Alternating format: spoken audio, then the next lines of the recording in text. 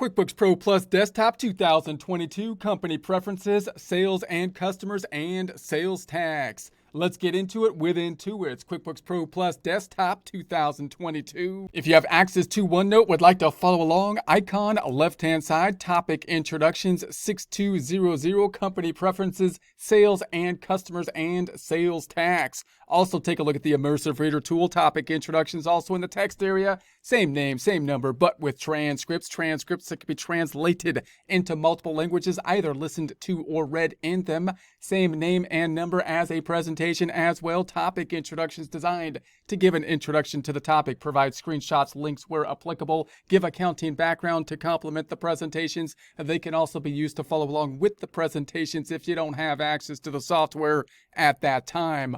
Closing the icon on the left-hand side, we're going to the Edit drop-down, Preferences at the bottom. Then we're going to be in the Sales and Customers item. We're in the My Preferences. We're keeping this as the default. We have Add Available Time/Cost to Invoices for Selected Jobs. It's going to say Ask What to Do. That's the default setting. If we go back to the home page, if we were to enter time here, for example, or enter expenses with a bill or a check or a bill, then if we were to create an invoice with it, it will ask us or prompt us if we assign some of these items the time, the bill, making them billable, or the check, making it billable. It will then prompt us to say, do you want us to add this to the invoice if we assigned that time, those bills to that particular customer, and then we can pull them in. So that's the default setting with it. We'll talk more about that as we use that setting in the future. We're now in the Sales and Customers Company Preferences. These are basically the default settings. No changes here. Sales forms, use the shipping method, use the FOB, and then it has the checkoff for warn about duplicate invoice numbers, a good internal control. Choose template for invoice packing slip. We're going to use the Intuit packing slip, the default template. Enable collections center, that's off by default. Custom pricings, no custom pricings. Enable price levels, this is the default for it with those settings. Scrolling down, we have the sales tax. We are going to turn on sales tax here, so this will be a difference. In the company preferences, it's off by default. Many companies are subject to sales tax. It's off by default because, in part, you need to customize the sales tax as we turn it on. We will do so in a way that's going to be kind of generic. We're going to kind of keep it generic if we can, even though, and the reason is because the sales tax in the U.S. is not a federal tax. It's not blanketed over the full country, but instead it's going to be subject to state and local taxes, which will change. So we want to get an idea of how the sales tax, which is kind of like a usage tax, will be applied. And if you're outside the United States, it might be a similar kind of tax that will be applied. You know, taxes are similar in how they're basically applied, which tax they're going to choose to use. So there's nothing new in the world of taxes. It's just which one of the variety of ways that the government has chosen to tax people are people going to pick to use. So we're going to turn that one on.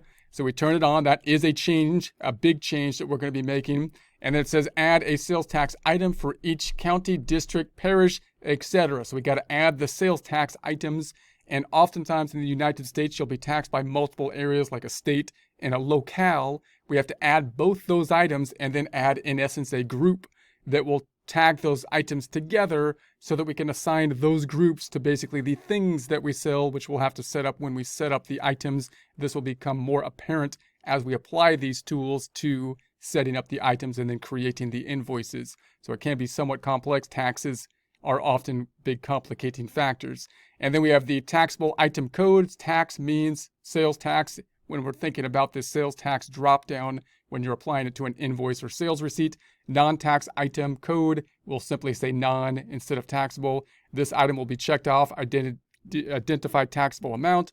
When you owe taxes as an invoice date, are we going to be on an accrual method or a cash method? The default is an accrual method, meaning we're going to accrue the sales tax when we create the sales form. So if it was an invoice, we're not going to wait till we get the payment to accrue the sales tax, but rather when we make the invoice. Then when do we pay it? Do we have to pay the sales tax monthly, quarterly, or annually? That might depend on your location and also on how much sales tax that you have typically. So if we create our sales tax items, this is us creating a sales tax item now.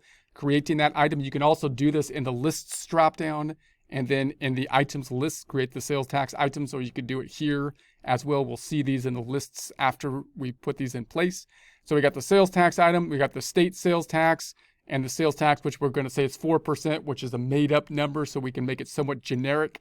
I want the two sales tax items to add up to 5%. So we got a nice even kind of generic sales tax that we're going to be using. And we're going to have the city sales tax, which we're going to say is 1%. So we're going to be taxed by two entities, the state, and we're going to say the city with our two items.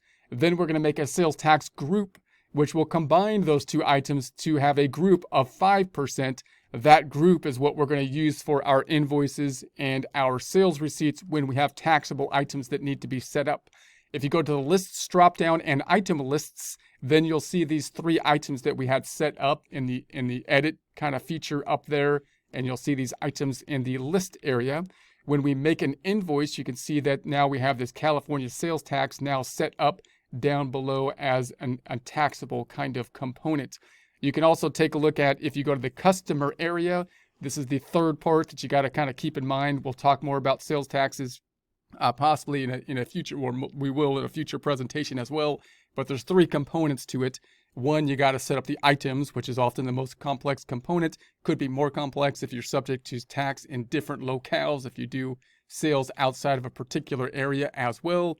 And then you got to set up your inventory items, which we'll talk about later, and determine whether or not those will typically be subject to sales tax or not. And then you might need to look at the customers and see if any particular customers are not subject to sales tax, even though the item might be subject to sales tax, and you would need to adjust that setting in the customer field, which is less likely, but could be a component as well.